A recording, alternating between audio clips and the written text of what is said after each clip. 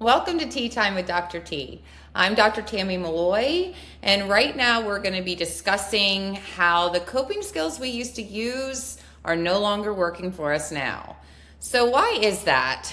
I think that when we experience something traumatic, we do whatever we need to survive. And a lot of times when we experience it, we shut down or shut out.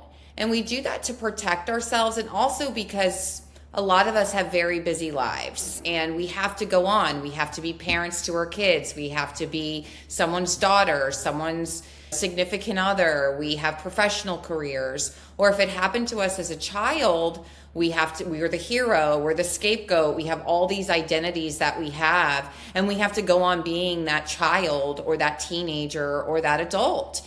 And so we latch on to something that in the moment works, and that can look like completely shutting down and detaching. And some people do confuse detachment with boundaries. When you detach from other people and those connections and you put up those walls, what you're really giving off is that I don't trust you, and I don't trust me.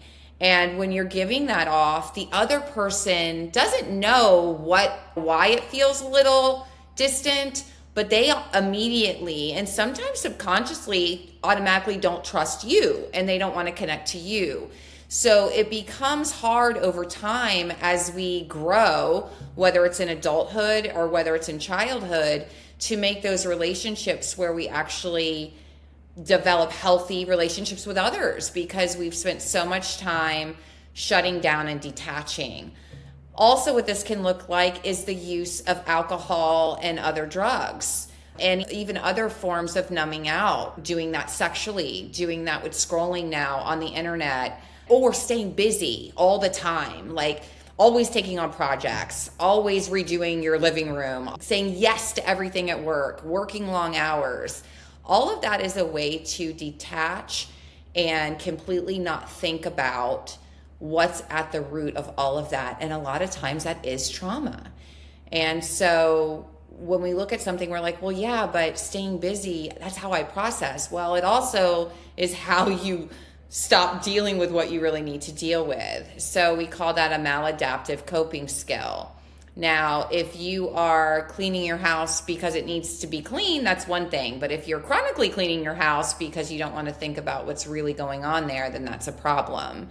So just pay attention to that. And I always tell people to keep a journal and notice when you're starting to feel uncomfortable, what's coming up for you in that moment, and what's the first thing you're thinking about doing.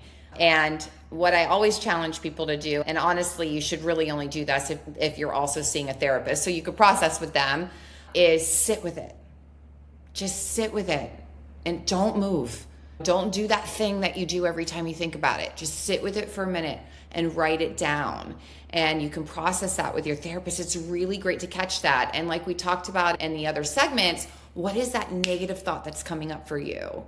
Let's really hone in on that and say, oh my gosh, this is what I'm thinking. And this perpetuates so much. So it's really crucial to do that. I know this is a lot of information, but I want to thank you for joining me today with Tea Time with Dr. T. And I hope everyone has a fabulous rest of your week.